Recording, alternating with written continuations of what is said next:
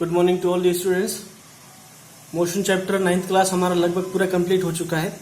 उसके न्यूमेरिकल्स भी हमने किए हैं। आज हम इसका एक इम्पोर्टेंट टॉपिक ग्राफ का बाकी है, वो थोड़ा समझ लेते हैं। जो भी आपने पढ़ा है, जितनी भी इक्वेशन ऑफ मोशन है, वो सारी का डेरिवेशन आप ग्राफ से भी कर सकते हैं। और बाकी ग्राफ्स कैसे किस तरह काम में आते हैं वो हम पढ़ेंगे आज। देखिए, ग्राफ की बात करते हैं तो आपके मैकेनिक्स के अंदर हम अभी बेसिकली 3 तरह के ग्राफ पढ़ते हैं। पहला ग्राफ होता है एक्सटी ग्राफ, जिसे कहते हैं position time graph. Position time graph मतलब अगर आपको कोई ऑब्जेक्ट जा रहा है, उसका डिस्प्लेसमेंट टाइम ग्राफ पूछा है या डिस्टेंस टाइम ग्राफ पूछा है, तो वो इसके अंदर कंसीडर होता है। दूसरा होता है वीटी ग्राफ, जिसको बोलते हैं वेलोसिटी या speed time graph. Okay, and third one हम स्टडी करेंगे eighty graph, which is acceleration and time graph. Okay, तो 3 तरह के ये ग्राफ हम पढ़ेंगे इसके अंदर। अब एसटी ग्राफ क्या होता है, वीटी ग्राफ क्या होता है, एटी ग्राफ क्या होता है, समझिए। सपोज आपको बोले कोई एक ऑब्जेक्ट है, वो रेस्ट में है, तो उसका आपको बोले कि पोजीशन टाइम ग्राफ ड्रॉ करो। ठीक है, तो सबसे पहले क्या करेंगे, हम एक्सेस ड्रॉ करेंगे। 2 एक्सेस लेंगे। एक एक्सेस के ऊपर क्या आएगा, पोजीशन आएगा, जिसको एक्स से डिनोट करते हैं, और दूसरे पे टाइम आएगा। ठीक है, अब पोजीशन आपको बोला है कि वो रेस्ट में है। रेस्ट में आपको नहीं बोला कि कहाँ पर रेस्ट में है। तो हमने बात की थी स्टार्टिंग के अंदर कि कोई भी ऑब्जेक्ट रेस्ट या मोशन में होता है, वो फ्रेम ऑफ रेफरेंस पे डिपेंड करता है कि वो कहाँ पर है। सपोज भाई ऑब्जेक्ट ये जैसे ओरिजिन है 0, और ये ऑब्जेक्ट सपोज यहाँ पर रेस्ट कर रहा है। ये सपोज ओरिजिन से 10 मीटर के डिस्टेंस पे है, तो वो 10 मीटर की डिस्टेंस पे रेस्ट कर रहा है। ठीक है ना, तो आप रेस्ट का ग्राफ यहाँ 0 से स्टार्ट नहीं करोगे। आप कैसे बनाओगे, इस तरह से बनाओगे कि भाई ये इसका पैरेलल टाइम एक्सेस के पैरेलल लाइन, मतलब ये डिस्टेंस कितनी है, 10 मीटर की, मतलब कि वो ओरिजिन से 10 मीटर की डिस्टेंस पे रेस्ट कर रहा है। अब रेस्ट करने का मतलब क्या है कि टाइम के साथ उसकी पोजीशन चेंज नहीं हो रही। 1 सेकंड पे भी यहीं पर है, 2 पर भी यहीं, 3 पर भी यहीं, 4 पर भी यहीं, और ऐसे ही चलता जाता है ये लास्ट तक। ठीक है ना, तो इसकी पोजीशन टाइम के साथ चेंज नहीं, उसको बोलते हैं रेस्ट। अब इसी रेस्ट का अगर आपको बोले वेलोसिटी टाइम ग्राफ बनाओ, तो कैसे बनाएंगे, देखिए वही वीटी ग्राफ ड्रॉ करें, वेलोसिटी टाइम ग्राफ बना लिया। ठीक है, अब देखिए अगर ऑब्जेक्ट रेस्ट के अंदर है तो उसकी वेलोसिटी क्या होगी, 0 सेकंड पे भी वेलोसिटी कितनी, 0। 1 सेकंड पे वेलोसिटी कितनी, 0। 2 सेकंड पे वेलोसिटी कितनी, 0। 3 पे 0, मतलब वो टाइम के साथ उसकी स्पीड चेंज नहीं हो रही है, तो उसकी स्पीड का क्या हो गया, 0। तो इस तरह से इसी के ऊपर सुपर इम्पोज करती हुई लाइन आपकी ड्रॉ हो जाएगी। ये वीटी ग्राफ हो जाएगा रेस्ट का। इसी तरह से इसी का आपको एक्सेलरेशन टाइम ग्राफ पूछे तो आप कैसे बनाओगे, एक्सेलरेशन टाइम ग्राफ कैसे बनाएंगे। अब एक्सेलरेशन जब वेलोसिटी नहीं है तो एक्सेलरेशन क्या होगा, 0। Acceleration is equal to change in velocity. Initial velocity भी 0, फाइनल वेलोसिटी भी 0, तो एक्सेलरेशन शुड बी 0। तो इसके अलाइन में कैसा बनेगा, इस तरह से बनेगा। ठीक है, इस तरह से बाकी के भी हम ग्राफ ड्रॉ करेंगे। ओके, चलिए समझ लेते हैं। पहला ग्राफ है, पहली बात करते हैं हम 3 तरह के मोशन कंसिडर करेंगे। पहला मोशन है रेस्ट का, दूसरा यूनिफॉर्म मोशन का है जिसमें वेलोसिटी कांस्टेंट होती है, और तीसरा यूनिफॉर्म एक्सेलरेशन का हम ग्राफ बनाएंगे। पहला लेते हैं रेस्ट के लिए। अब रेस्ट के लिए 3 तरह के ग्राफ ड्रॉ करने हैं। रेस्ट के लिए हमने अभी जैसे वहां बनाया था ग्राफ के अंदर, पहला एक्सटी ग्राफ ड्रॉ करेंगे। पोजीशन टाइम ग्राफ कैसे बनेगा, टाइम एक्सेस के पहले लाइन जाएगी, मतलब कोई भी डिस्टेंस पे आप ले सकते हो। ये एक्स मीटर मैंने लिखा है, मतलब कोई भी डिस्टेंस पे वो रेस्ट कर रहा है। ठीक है, हमको नहीं पता है कि वो ओरिजिन पे ही रेस्ट कर रहा है। अगर ओरिजिन पे रेस्ट करेगा तो इस तरह से ओरिजिन के ऊपर लाइन आ जाएगी। कोई जरूरी नहीं कि इसके पैरेलल लाइन आए। ठीक है ना, ये इसके पैरेलल कोई भी लाइन हो सकती है रेस्ट ऑब्जेक्ट के लिए। मैं एक्सटी ग्राफ की बात कर रहा हूँ, पोजीशन टाइम ग्राफ। ठीक है, आप ऐसे समझिए भाई पोजीशन 10 मीटर पे है, तो आप उसको ग्राफ कैसे ड्रॉ करेंगे, 10 मीटर जब 1 सेकंड पे तब भी 10 पे, 2 पे तब भी 10 पे, और 10 पे जाएगा तब भी 10 मीटर पे ही है। इसी का वेलोसिटी टाइम ग्राफ ड्रॉ करना है, तो अगर टाइम के साथ पोजीशन चेंज नहीं हो रही तो velocity will be 0। So time graph इस तरह से टाइम के ऊपर एक सीधी लाइन आ जाएगी, मतलब 0 सेकंड पे भी वेलोसिटी 0, 1 सेकंड पे भी वेलोसिटी 0, स्टार्टिंग से लेकर एंड तक वेलोसिटी 0। ठीक है, इसी तरह से एक्सेलरेशन टाइम ग्राफ कैसे बनेगा, जब वेलोसिटी नहीं है तो एक्सेलरेशन विल बी ऑल्सो 0। सो इस तरह से लाइन ड्रॉ हो जाएगी। क्लियर, ठीक है। अब देखते हैं फॉर यूनिफॉर्म मोशन। पहले बात करते हैं यूनिफॉर्म मोशन क्या होता है। एक ऐसा मोशन जिसके अंदर ऑब्जेक्ट की वेलोसिटी कांस्टेंट रहती है। कांस्टेंट वेलोसिटी का मतलब सपोज एक ऑब्जेक्ट कांस्टेंट वेलोसिटी, आप मानिए मैं बाइक लेके जा रहा हूँ, मेरी स्पीड है 40 किलोमीटर पर आवर, मतलब मैं 40 किलोमीटर पर आवर की स्पीड से जा रहा हूँ। क्या मेरी स्पीड कांस्टेंट है? बिल्कुल कांस्टेंट है, वो 40 metre per second, 40 kilometre per hour. तो ये वेलोसिटी, पहला ग्राफ में वेलोसिटी टाइम ग्राफ का ड्रॉ कर लेते हैं जो कांस्टेंट है। तो वेलोसिटी टाइम ग्राफ, सपोज मैंने बोला 40 किलोमीटर पर आवर, तो 40 किलोमीटर पर आवर की स्पीड मेरी कांस्टेंट है, वो टाइम के साथ बिल्कुल चेंज नहीं हो रही, तो कांस्टेंट का ग्राफ इस तरह से बनता है। लेकिन अगर मेरी वेलोसिटी कांस्टेंट है, इसका मतलब कि क्या मेरी पोजीशन चेंज हो रही है? और मैं पोजीशन तो कवर कर ही रहा हूं ना, एक प्लेस से दूसरी प्लेस पे गया, लेकिन मेरी पोजीशन टाइम के साथ सिमिलरली चेंज हो रही है। तो इस तरह से ग्राफ बनेगा स्ट्रेट लाइन। मतलब ये लीनियर ग्राफ किस तरह से बनता है कि भाई 1 सेकंड के अंदर मैंने सपोज 1 मीटर की डिस्टेंस कवर की, 2 सेकंड के अंदर 2 मीटर की डिस्टेंस कवर की, 3 सेकंड के अंदर 3 मीटर की डिस्टेंस कवर की। इस तरह से मैं इक्वल टाइम इंटरवल के अंदर इक्वल डिस्टेंस कवर कर रहा हूं, उसी को यूनिफॉर्म मोशन कहते हैं। तो यूनिफॉर्म मोशन का वेलोसिटी टाइम ग्राफ बनता है इक्वल लाइन इस तरह से, और स्लोप इस तरह से आता है इसका यूनिफॉर्म मोशन का, मतलब कि equal distance equal interval of time में कवर कर रहा है। ठीक है, अब इसी का एक्सेलरेशन टाइम ग्राफ बनाना है। एक्सेलरेशन टाइम ग्राफ कैसे ड्रॉ करेंगे? अगर एक ऑब्जेक्ट की वेलोसिटी कांस्टेंट है, यूनिफॉर्म मोशन के लिए एक्सेलरेशन कितना होता है? 0। इनिशियल वेलोसिटी भी 40, फाइनल वेलोसिटी भी 40, 40 minus 40 will be 0। So acceleration time graph कैसा बनेगा? टाइम एक्सिस के ऊपर से सुपर इंपोज करती हुई लाइन आ जाएगी। क्लियर? सो ये 3 ग्राफ बन गए। नेक्स्ट हम लेते हैं फॉर यूनिफॉर्म एक्सेलरेशन। अब यूनिफॉर्म एक्सेलरेशन और यूनिफॉर्म मोशन दोनों का मतलब अलग अलग है। यूनिफॉर्म मोशन का मतलब है कि वेलोसिटी या स्पीड कांस्टेंट, और यूनिफॉर्म एक्सेलरेशन का मतलब है कि a constant, acceleration constant. Acceleration constant होने का मतलब ये नहीं कि वेलोसिटी कांस्टेंट है, ठीक है ना। वेलोसिटी मतलब जैसे आप ऐसे समझिए कि एक्सेलरेशन कांस्टेंट, यूनिफॉर्म का मतलब क्या होता है? भाई कोई ऑब्जेक्ट जा रहा है, उसने 3-4 इंटरवल के अंदर इस तरह से डिस्टेंसेस कवर, भाई वो यहाँ से निकला 5 मीटर पर सेकंड से, यहाँ आया उसकी स्पीड होगी 10 मीटर पर सेकंड, यहाँ पे आया उसकी स्पीड होगी 15 मीटर पर सेकंड, यहाँ पे आया 20 मीटर पर सेकंड, यहाँ पे आया 25 मीटर पर सेकंड। अब उसकी स्पीड कंटिन्यूअसली बढ़ रही है, ठीक है ना। लेकिन आप देखिए इस स्पीड का जो हर इंटरवल के अंदर आप एक्सेलरेशन निकालिए, यहाँ पे एक्सेलरेशन निकालिए 10 - 5 by something time, 10 - 5 will be 5 metre per second square, ठीक है ना। 1 सेकंड मान लेते हैं सभी में टाइम। अब यहाँ पर देखिए 15 - 10 फिर से 5 मीटर पर सेकंड स्क्वायर, मतलब 5 मीटर, यहाँ भी 20 - 15 5 मीटर पर सेकंड स्क्वायर, और यहाँ भी 5 मीटर पर सेकंड स्क्वायर, मतलब एक्सेलरेशन सभी ड्यूरेशन के अंदर कांस्टेंट है, तो इसको बोलते हैं यूनिफॉर्म एक्सेलरेशन मोशन। लेकिन स्पीड आप देखिए कंटिन्यूअसली बढ़ रही है, speed equal interval of time के अंदर इक्वल ड्यूरेशन से बढ़ रही है, इक्वल क्वांटिटी से बढ़ रही है, ठीक है ना, समझ गए। तो उसका ग्राफ इस तरह से होता है।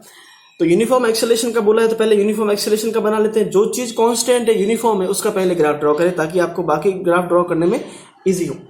अब एक्सेलरेशन टाइम ग्राफ इस तरह से दे रखा है। अब acceleration time graph, acceleration constant है, यूनिफॉर्म है, तो किस तरह से लाइन आएगी? इसके पैरेलल लाइन आ जाएगी, ठीक है, कोई दिक्कत नहीं। अब इसी का वेलोसिटी टाइम ग्राफ बनाना है, तो वेलोसिटी टाइम ग्राफ कैसे बनेगा? इक्वल इंटरवल टाइम के अंदर इक्वल स्पीड से जा रहा है, तो इस तरह से बनेगा। स्पीड राइज हो रही है, कांस्टेंट नहीं है, ठीक है। थर्ड वाला इसका एक्सटी ग्राफ इस तरह से पैराबोलिक बनता है। ये आप अभी के लिए समझ लें कि इस तरह से बनता है, मतलब जैसे जैसे वेलोसिटी बढ़ रही है, आप देखिए स्टार्टिंग में वेलोसिटी का गैप बढ़ रहा है, लेकिन यूनिफॉर्म मोशन के साथ साथ एक्सेलरेशन धीरे धीरे एक ही तरह से कांस्टेंट रहता है, ठीक है ना। लेकिन आप देखिए फिर धीरे धीरे स्पीड, इसका जो डिस्प्लेसमेंट है ना, वो बहुत ज्यादा बढ़ जाएगा। तो पहले डिस्प्लेसमेंट धीरे धीरे बढ़ेगा, फिर एक टाइम पे जाके डिस्प्लेसमेंट इस तरह से, ये आप पैराबोलिक इसका याद रखें अभी के लिए, ठीक है ना। बाकी आपको धीरे टाइम के साथ ये चीजें समझ में आ जाएगी कैसे ये ग्राफ ड्रॉ होता है, ठीक है। अब इसके अलावा मैं बात करूं कि और मैं आपको कुछ समझा देता हूं चीजें, जैसे कि आपको एक ग्राफ को दूसरे ग्राफ में कन्वर्ट करना हो तो आप कैसे करोगे, ठीक है।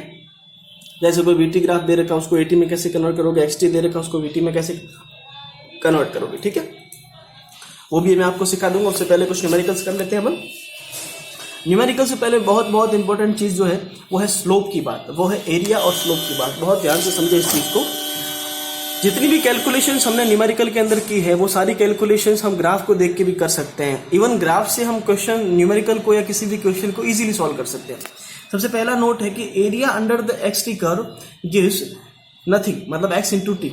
अब आप पहले ये समझिए, देखिए कोई भी ग्राफ है, जैसे ये कर्व है, ग्राफ आपको दिख रहा है ना, ये दो क्वांटिटी के बीच में ड्रॉन है, ऑब्वियस सी बात है। अब ये ग्राफ दो तरह से आप इसको देखिए। इस ग्राफ के अंदर दो क्वांटिटी लिखिए, मैं आपको सिंपल से समझाता हूं, बाकी लोग कैसे समझाते हैं वो मत, इधर देखिए आप सिंपल से आप ऐसे समझिए कि दो क्वांटिटी आपको दे रखी है और आपको पूछे कि इसका एरिया निकालना है, इससे आपको कोई थर्ड क्वांटिटी निकालनी है, तो कैसे निकालेंगे? आप पहला तो ऐसे करें कि इन दोनों क्वांटिटी को मल्टीप्लाई कर दें, और दूसरा आप ऐसा करें कि इन दोनों क्वांटिटी को डिवाइड कर लें, ठीक है। इन दोनों से अगर जब आपने मल्टीप्लाई किया तो कोई सिग्निफिकेंट क्वांटिटी जो बन रही है, इसका मतलब ये कि एक्स टी कर्व के अंदर जो भी ये कर्व बन रहा है, इसके अंडर जो एरिया है, ये एरिया किसको रिप्रेजेंट करेगा, ये एक्स इंटू टी जो भी आएगा, बात समझ रहे। और इसी तरह से अगर आप एक्स बाय टी करेंगे तो इसका स्लोप समझते हो ना, inclination, slope D by D आप समझेंगे नहीं, टेन थीटा वगैरह स्लोप होता है। स्लोप का मतलब होता है ऐसे इंक्लाइनेशन कि भाई कोई स्लोप कितना है, कोई जैसे कि ये स्लोप है, कोई इंक्लाइनेशन प्लेन का इतना है। अब धीरे धीरे इंक्लाइनेशन कम हो जाएगा तो उसका स्लोप कम होता जाएगा ना, और एक टाइम पे आके स्लोप कितना हो गया, जीरो, पैरेलल मतलब स्लोप जीरो, ठीक है ना। तो एक्स बाई टी, अच्छा एक्स इंटू टी क्या होता है, वेलोसिटी। मतलब कि एक एक्स टी ग्राफ के अंदर, डिस्प्लेसमेंट टाइम ग्राफ के अंदर जो ग्राफ के अंदर एरिया होता है वो हमको क्या देता है, वेलोसिटी देता है, समझे। मतलब आपके हमारे पास अगर आपको पोजीशन टाइम ग्राफ दे रखा है और आपको वेलोसिटी पूछ ली जाए तो आप क्या करोगे, उस पोजीशन टाइम ग्राफ के अंदर जो एरिया दे रखा है उस कर्व के अंदर, उससे आप क्या निकालोगे, वेलोसिटी निकालोगे। सपोज ये 10 मीटर था और ये मान लेता हूँ 10 सेकंड से टाइम, तो एरिया क्या, ये शेप क्या बन रहा है, रेक्टेंगल बन रहा है, तो एरिया क्या होता है रेक्टेंगल का, ए इंटू बी, तो 10 इंटू 10 क्या हो जाएगा, 100 मीटर पर सेकेंड आपकी वेलोसिटी आ जाएगी, ठीक है। अब एक्स बाय टी की बात करूं, एक्स बाय टी क्या देता है, एक्स बाय टी कोई फॉर्मूला होता है, कोई फॉर्मूला नहीं। एक्स बाई टी की हम बात करें, सॉरी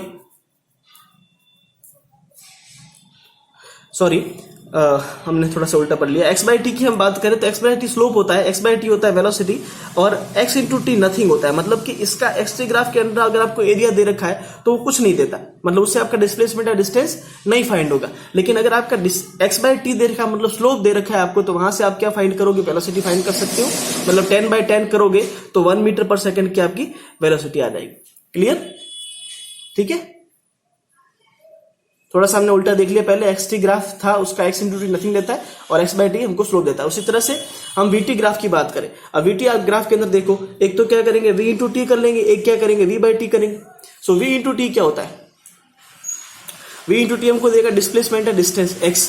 मतलब कोई सपोज ऐसा कर्व बन रखा है, ठीक है, वी टी ग्राफ का। अब इस कर्व के अंदर जो ये एरिया आ रहा है टाइम एक्सेस के ऊपर, ये एरिया हमको क्या देगा, डिस्प्लेसमेंट देगा, ठीक है ना। मतलब ये एरिया क्या, ये शेप क्या बन रहा है, ट्रायंगल बन रहा है, तो उस ट्रायंगल का एरिया निकालोगे तो आपके पास डिस्टेंस या डिस्प्लेसमेंट जो भी रिक्वायर्ड है वो आ जाएगा। और अगर आप v बाई टी करोगे, मतलब स्लोप निकालोगे, स्लोप ये होता है इंक्लाइनेशन, तो आपको क्या देगा, v बाई टी क्या होता है, एक्सेलेरेशन होता है, तो आपको एक्सेलेरेशन मिल जाएगा किसका ज्यादा है। जैसे आपको ऐसा क्वेश्चन आता भी है, जैसे आपको वी टी ग्राफ दे रखा है इस तरह से और दो स्लोप दे रखे हैं ऐसे, ठीक है ना, तो पूछे किसकी स्पीड ज्यादा है, किसकी एक्सेलेरेशन ज्यादा है, तो स्लोप देख के आप लोग बता सकते हो। एक्स टी ग्राफ के अंदर भी ऐसे क्वेश्चन आते हैं, इस तरह के दो तरह से आपको ग्राफ दे रखे होते हैं, आपको पूछे किसकी स्पीड ज्यादा है, तो आप ऐसा सोचिए कि एक्स टी ग्राफ है। अब एक बार आप क्या करिए, इस स्लोप के ऊपर यहाँ पर पेन रखिए तो पेन नीचे जाएगी, और दूसरा इस स्लोप के ऊपर, बी वाले स्लोप के ऊपर पेन रखिए तो पेन नीचे जाएगी। तो किस स्लोप में, किस वाले स्लोप के अंदर पेन जल्दी नीचे आएगी, बी वाले के अंदर, मतलब वेलोसिटी बी वाले की ज्यादा है ए के कंपेरिजन के अंदर। इस तरह के एमटीएससी वगैरह में क्वेश्चन आते हैं, ठीक है ना। धीरे धीरे आगे हम बात करते जाएंगे। सो वही नोट्स सारे लिखवाए हैं कि area under the x t curve gives nothing, मतलब एक्स इंटू टी कुछ नहीं होता तो हमको वो कुछ नहीं देता, लेकिन slope of x t curve gives velocity, ठीक है। उसी तरह से area under the v t curve gives v into t is equal to x, displacement है डिस्टेंस देगा।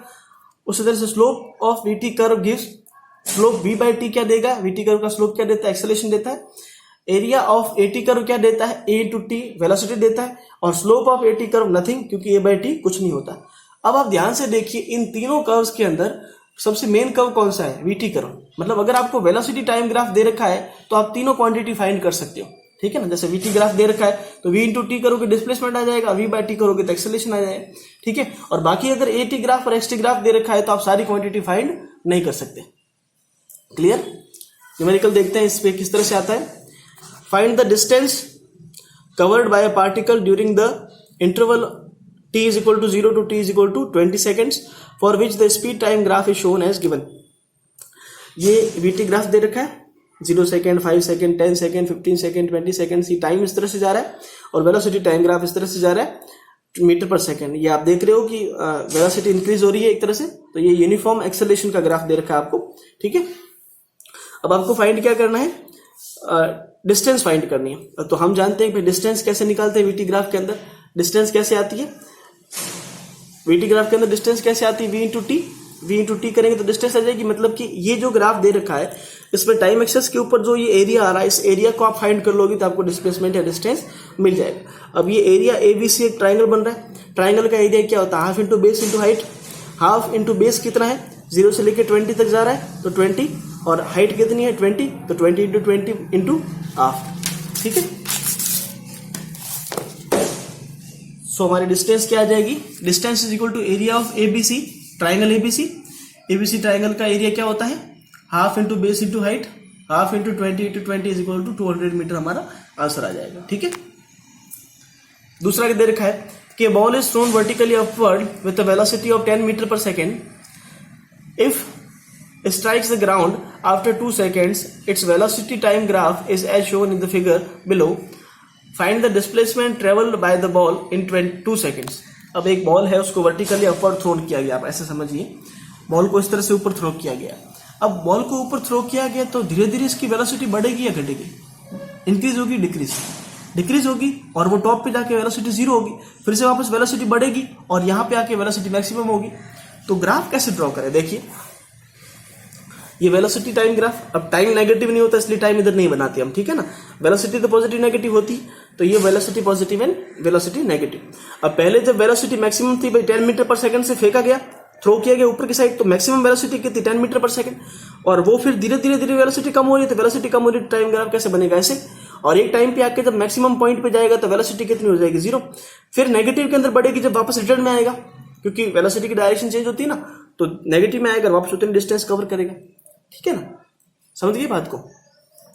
तो मैक्सिमम वेलोसिटी कितनी 10 मीटर पर सेकंड, जब आप उसको ऊपर फेंक रहे हो, ध्यान दे बेटा ग्राफ अलग है, आप उसको ऊपर थ्रो कर रहे हो लेकिन उसकी वेलोसिटी कम हो रही है, और धीरे धीरे कम होते होते एक बार 0 हो जाएगा 1 सेकंड पे, और फिर से नेगेटिव के अंदर बढ़ना शुरू करेगा जब वो रिटर्न में नीचे आएगा, और वो एक पॉइंट पे जाके फिर से 2 सेकंड पे ग्राउंड पे आ गया।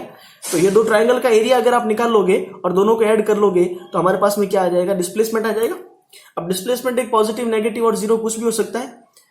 तो एक बार आप देखिए कि एक ट्राइंगल ऊपर की साइड में, एक ट्राइंगल नीचे की साइड, तो एरिया आपको अभी से दिख रहा है कि 0 आएगा, और हम जानते भी हैं कि अगर एक ऑब्जेक्ट को ऊपर थ्रो किया है और वापस वो रिटर्न नीचे उसी जगह पे आया तो उसका डिस्प्लेसमेंट कितना होगा 0। तो वो हम प्रूफ भी करेंगे, देख लीजिए। Displacement is equal to area of triangle AOB plus area of triangle BCD या BDC, ठीक है ना। अब ये ट्राइंगल AOB है और ये ट्राइंगल BCD है। इसका एरिया की बात करूं, हाफ इंटू बेस कितना 1 सेकेंड इंटू हाइट कितनी 10, और इसी तरह से इसका एरिया हाफ इंटू बेस 1 और हाइट फिर से 10। अब एक बार 10 नेगेटिव है, एक बार 10 पॉजिटिव है, दोनों के एरिया को ऐड करेंगे तो डिस्प्लेसमेंट कितना आ जाएगा 0। कोई दिक्कत नहीं, क्लियर। सो लास्ट क्वेश्चन हम कर लेते हैं। A ball is thrown vertically upward, reaches a height of 80 metre, calculate the time to reach the highest point. एक बॉल को ऊपर की ओर थ्रो किया गया, ठीक है ना, वो h हाइट पे जाएगा और उसकी उस हाइट के ऊपर उसका टाइम फाइंड करना है कि वो कितने टाइम पर जाके उस हाइट पर पहुंचेगा। जब वो मैक्सिमम हाइट पे पहुंचेगा तो उसकी वेलोसिटी कितनी हो जाएगी 0, फाइनल वेलोसिटी, ठीक है। हाइट होगी 80। अब g -10 क्यों लिया, क्योंकि अपन ने बात की हमेशा ग्रेविटेशन के अपोज में जाते हैं तो g नेगेटिव लेते हैं, ग्रेविटेशन के सपोर्ट में आएगा g पॉजिटिव लेंगे, इसलिए हमने g को नेगेटिव ले लिया। और वेलोसिटी फाइनल 0 है, इनिशियल वेलोसिटी, और टाइम हमको फाइंड करना है। तो हम टाइम डायरेक्ट फाइंड नहीं कर सकते, इसके लिए हम क्या करते हैं, पहले वेलोसिटी निकाल लेते हैं, फाइनल इनिशियल वेलोसिटी जिससे उसको थ्रो किया गया। अब इनिशियल वेलोसिटी निकालनी है, टाइम की कोई बात नहीं करी, तो हम कौन सा फॉर्मूला यूज करेंगे, थर्ड वाली इक्वेशन थर्ड से क्या करेंगे, v² = u² + 2s, v = 0, u की वैल्यू निकालनी है हमको, 2s से कैसे, a -10 है ये ध्यान रखिए, और s कितना है 80, ठीक है। ये आ जाएगा -1600 इधर चला जाएगा तो u² = 1600, तो u कितना आ जाएगा √1600, सो 400 मीटर पर सेकेंड आपकी इनिशियल वेलोसिटी आ जाएगी। अब इनिशियल वेलोसिटी पड़ी है, फाइनल पड़ी है, तो टाइम निकालना है, एक्सेलरेशन पड़ा है, तो v = u + 80 पहली इक्वेशन लगा लेते हैं। v 0 है, u 400 है, -10 का एक्सेलरेशन है, तो t कितना आ जाएगा 40 सेकेंड्स। क्लियर है। इस तरह के क्वेश्चन अच्छे बनते हैं, और ग्राफ से रिलेटेड आप क्वेश्चन और भी बहुत सारे हैं, आप लोग कर सकते हैं, कोई डाउट हो तो पूछ लीजिएगा। नेक्स्ट लेक्चर के अंदर हम लोग अगला चैप्टर शुरू करेंगे। मोशन चैप्टर हमारा आज कंप्लीट हो चुका है। Thank you.